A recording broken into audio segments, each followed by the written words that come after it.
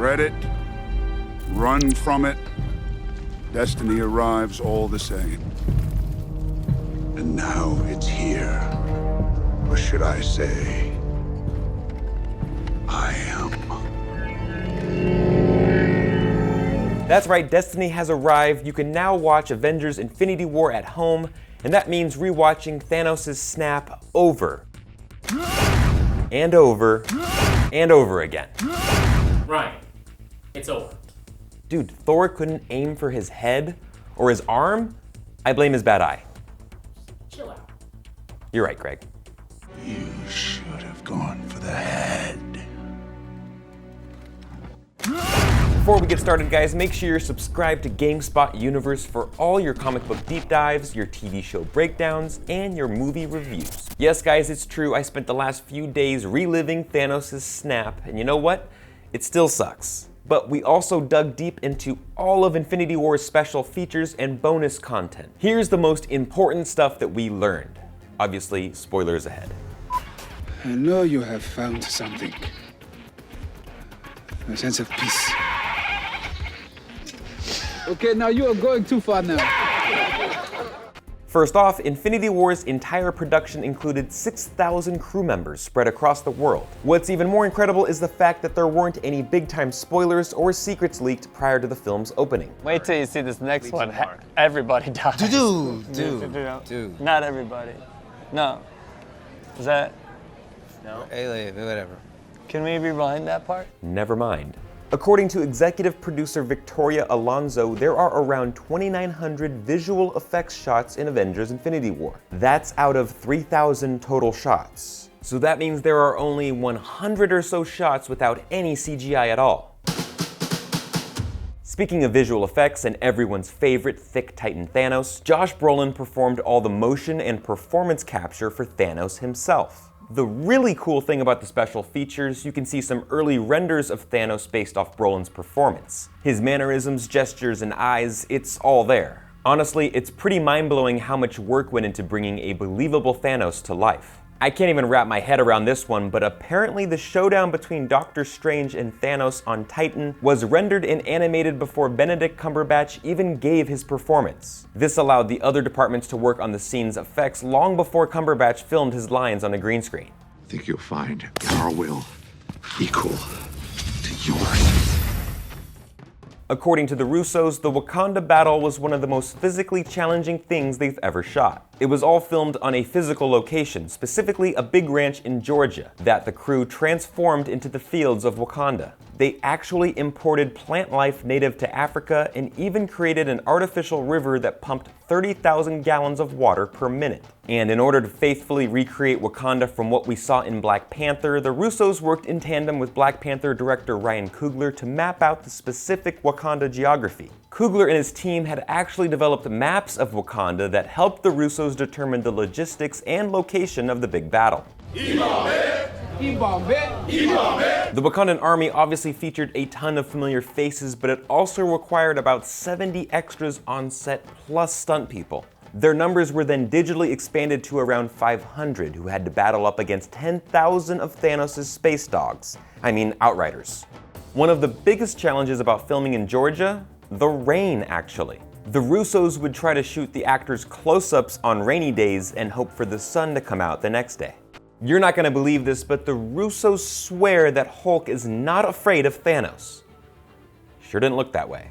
Apparently, the green guy's absence from the rest of the film is not based in fear. It was more about emphasizing the problematic relationship going on internally between Bruce Banner and the Hulk. Come on!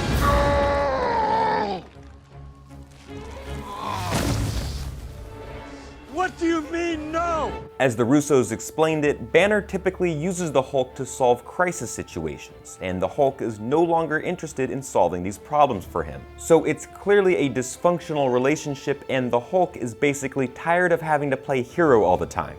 So does this mean that the Hulk is the more powerful of the two personalities? Remember, we saw a whole bunch of the Hulk in Thor Ragnarok, and it was incredible. I am definitely holding out hope for a Hulk and Thanos rematch in Avengers 4. This is completely random and off topic, but here is one line that appeared in every single version of the script. I wouldn't say no to a tuna melt. Alright guys, time now to talk about the snap, which was known on set as the bloodbath sequence. The Russos admitted that they thought long and hard about which Avengers would die after Thanos snapped his fingers. The first person to go is Bucky Barnes, which is shot from Captain America's perspective. It's profound because we've spent a few movies with these two characters and know what their relationship means to one another. Another example, Black Panther's death. Okoye's #1 mission in life above all else is to protect her king, and she watches in horror as he disappears into thin air right in front of her.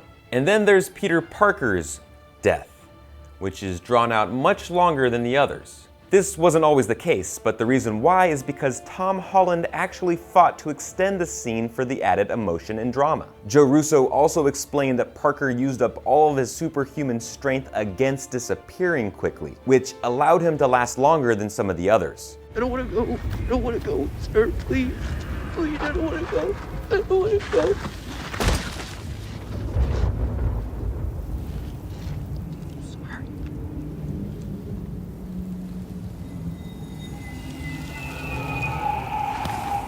What about some other consequences of the snap? Well, it clearly looked like it left Thanos with a big-time boo-boo, not to mention Stormbreaker sticking out of his chest, as well as the gauntlet damaged beyond repair. And that makes a whole lot of sense. Remember, ordinary folks can't even hold one of these stones without being vaporized. Shouts to Red Skull. Using all 6 stones in tandem is a significant amount of power, so much so that it permanently damages the rare gauntlet and Thanos himself. The good news is we can presume that Thanos is weaker in Avengers 4. But the bad news is that the gauntlet might not work anymore, so how the hell are they gonna undo all of those deaths? One of the best parts of this home release is the 10 minutes of deleted scenes, one of which shows the Guardians receiving several encoded messages from Nebula warning them that Thanos is taking Gamora to Titan. 22 important coded secret messages. That could have been helpful. 5 hours. I've been sitting 5 hours. We have 22 messages. 23 messages! Oh, they keep coming in. From Nebula, Gamora is alive! Thanos is taking her to Titan. Unbeknownst to them, he made a pit stop to pick up the Soul Stone. The deleted scene does give some more insight from the Guardians' perspective in their search for Gamora, and eventually how they run into Iron Man, Doctor Strange, and Spider-Man. Another deleted scene shows a bit longer version of Thanos telling Gamora that he knows she lied to him about the Soul Stone. Can you say thick Titan Thanos times 2?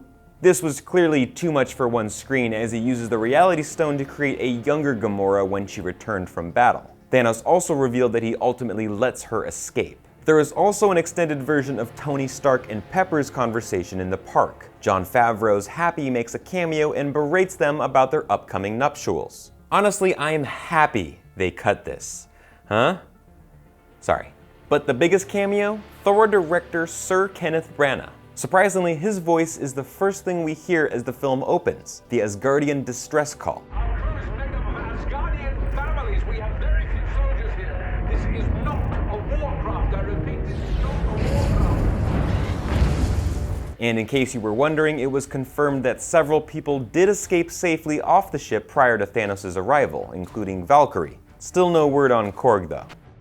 Speaking of MCU directors, during the roundtable feature, Jon Favreau credited Elf as the reason he was hired to direct Iron Man. Elf made a bunch of money and put Favreau on a list of directors that were hireable. Fingers crossed for the Elf extended universe. Who's with me? Just cool it, Zippy. You sit on a throne of lies. One of the absolute highlights of the roundtable was Taika Waititi, who wasn't physically there. Instead, they propped up an iPad over a Hawaiian shirt with a hat on it. Taika FaceTimed, and it was amazing. I felt very much like, oh, it's could be just a standalone little thing that could be deleted. And I'll leave you with this. The infamous Avengers post-credits scene at the shawarma spot actually started out as one big joke.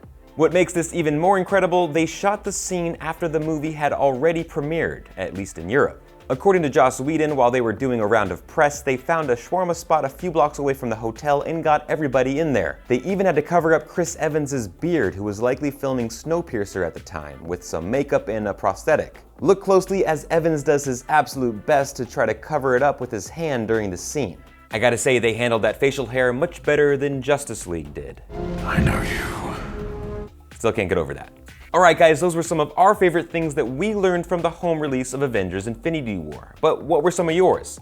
Let us know in the comments below what you enjoyed the most and also some predictions you might have for Avengers 4. We'll see you next time.